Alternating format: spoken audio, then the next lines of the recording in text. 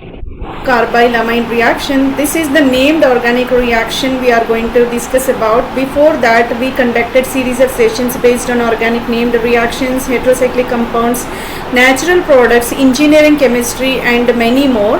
All are available at the channel called World of Competitive Chemistry. You can retrieve the concepts from World of Competitive Chemistry, conceptual representation, academic purview, research point of view discussion, and also competitive examination, bit points, logical representation, everything available at the channel called World of Competitive Chemistry. You can subscribe, you can watch regularly, and also share with your friends so that the concepts whatever available at the World of Competitive Chemistry will give definitely the success in your journey of chemistry, right? So here the concept what we are going to discuss is retrieved from the textbook, which is driven by AI powered textbook, that is organic named reactions textbook, which is written by Dr. Kavita Kothireddy Kota. Now let me introduce carbylamine reaction. The carbylamine reaction, also called as isocyanate test or Hoffman isocyanate synthesis, is the classic organic qualitative test for primary amines. In order to distinguish the primary amines, carbylamine reaction will be used. It is also alternatively known as isocyanate test because primary amines are transformed into isocyanate product. So the reaction is introduced by the eminent scientist called Hoffman. Hence it is remarked as the Hoffman isocyanate synthesis as well, right? Whenever primary amines are taken, chloroform and sodium hydroxide added and heated on that burner, what happens? Foul smell you can experience. That indicates what? Primary amines are present because isocyanate is generated, that indicating that foul odor, right? Primary amines will be shifted into that isocyanates. Isocyanate characteristic smell will be foul odor, rotten egg smell will be noticed over there. So here chloroform taken as the reagent and base is the catalyst to facilitate the reaction. So this entirely designated as a carbylamine reaction. Let me give the definition.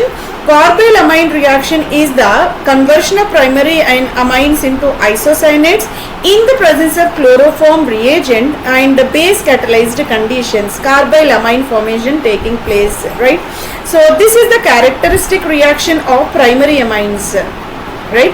Primary amines characteristic reaction will be this carbylamine test. Hence, detection of primary amines are possible in the organic chemistry laboratory. So, this is the way the reaction is accomplished. Primary amine upon treating with chloroform and potassium hydroxide taken as a base catalyst over there, so that here amine is transformed into isocyanate and here that potassium hydroxide is converted into potassium chloride. Here isocyanate in addition to the water formation is possible. This is the way primary amines will be shifted into isocyanates by means of carbylamine reaction, right? So here is the aniline compound, chloroform is the reagent added, potassium hydroxide base added, so that here amine transformed into the isocyanate foul odor containing one, so that you can identify this primary amine, right? So in order to understand the mechanism, we are starting with this chloroform. Chloroform is treated with potassium hydroxide so that there is a formation of carbene ion is possible. The carbene ion subsequently treated with potassium hydroxide once again and the carbene intermediate will be originated. The carbene intermediate is having dual nature where electron vacant orbital will be there and electron rich lone pair of electrons also present over there. So this is the way a carbene intermediate is having that ambidentate nature, electrophilic as well as nucleophilic nature. So aniline is started and treated with this carbene intermediate where nitrogen being nucleophilic in nature, lone pair of electrons are located upon the nitrogen will find the bond with this vacant carbon. So vacant carbon orbital, so that nitrogen to carbon bonding you can notice. After getting nitrogen to carbon bond, carbon is also having this lone pair of electrons, right? That's the reason why it will experience negative charge as well, right? So it is having ability to release, it is having ability to accept as well. That's the reason why carbene having the kind of typical nature. So here lone pair of electrons and the nitrogen is taking part of the bonding with the carbon atom, so that you can notice the establishment of nitrogen to carbon bond. And here is the molecule what we got. Nitrogen is having 4 bonds around, so that it is the positively charged quaternary nitronium cation, and it will participate in the removal of 2 moles of hydrochloric acid. Hydrogen and chlorine subsequently removed from the adjacent atoms. You can finally achieve this kind of phenyl isocyanide. This is the product that formed isocyanide test. This is distinguished as, starting with this chloroform, you can achieve this carbene intermediate. Intermediate is the most important in this carbylamine reaction, because this is a driving force. Carbene intermediate is the driving force to accomplish this kind of isocyanide formation, right? Here is the nitrogen is attaining positive because of 4 bonds, and carbon is having only 3 bonds, so that here the negative charge balance is also possible. Now let me give the mechanism in another pathway as well. I am taking aniline as the starting material, lone pair of electrons, and the nitrogen becomes a Lewis basic nature and release the electrons to the carbene intermediate. That's the reason why the electrons are forming bonds with this carbon atom in this manner. Nitrogen losing electrons indicated with the positive, carbon gaining electrons indicated with the negative. And whenever protonation taking place, so that here the kind of carbene ion will be protonated over there, and here is the molecule will participate in a kind of removal of hydrochloric acid. Subsequently you can achieve this kind of isocyanide as the final product. Isocyanide generation is possible.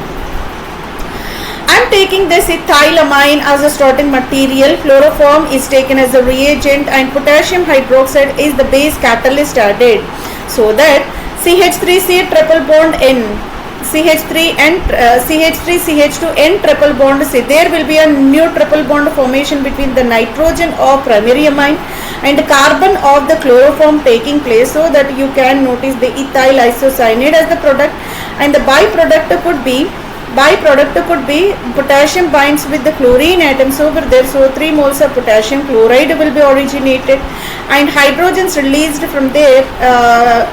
Chloroform will be binded with the hydroxide, ultimately it will be transformed into water. This is the way ethylamine treated with chloroform and potassium hydroxide. Ethyl isocyanide, potassium chloride and water will be the products generated. Here the foul order isocyanide formation.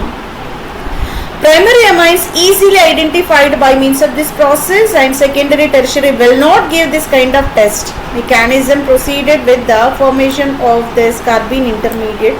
This is the important step in this kind of entire mechanism of carbylamine test. If you want to observe the applications of carbylamine test, here the question is given: which of the following compound identified by the carbylamine reaction? Carbylamines reaction is distinguishing test for the primary amines only, so that urea, here is the aniline, here is the acetamide, here is the kind of propane nitrile will be taken. So if this is the case, only the primary amine will be aniline, so that it will participate in a carbylamine reaction. Why can't you proceed with this urea? Urea is having chemical composition like NH2 C double bond O NH2.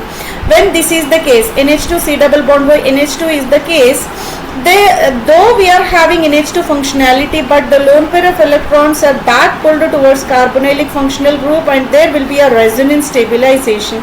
Electrons are not freely available for the nucleophilic nature to bind up with the carbene intermediate.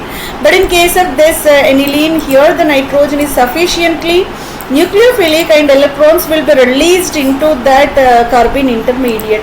And it is the acetamide where you can locate the lone pair of electrons again taken back toward this carbonylic functional group. And here is the nitrile functionality. Again, electrons are not freely available, and the nitrogen being it is sp hybridized, and they are participating in the triple bond formation. Only the possibility for the carbylamide reaction will be primary amine, that is aniline. This is the way primary amine distinguishing test, the answer could be option number 2.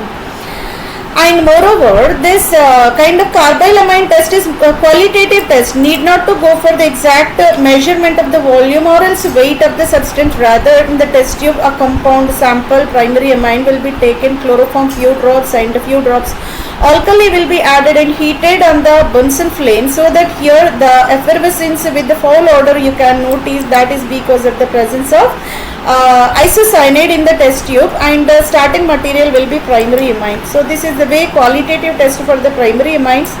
So it used to distinguish primary amines from secondary and tertiary amines. Organic synthesis of isocyanates are possible with this. Teaching labs identifying unknown amines. Unknown amines identifying is also possible by means of this carbylamine reaction.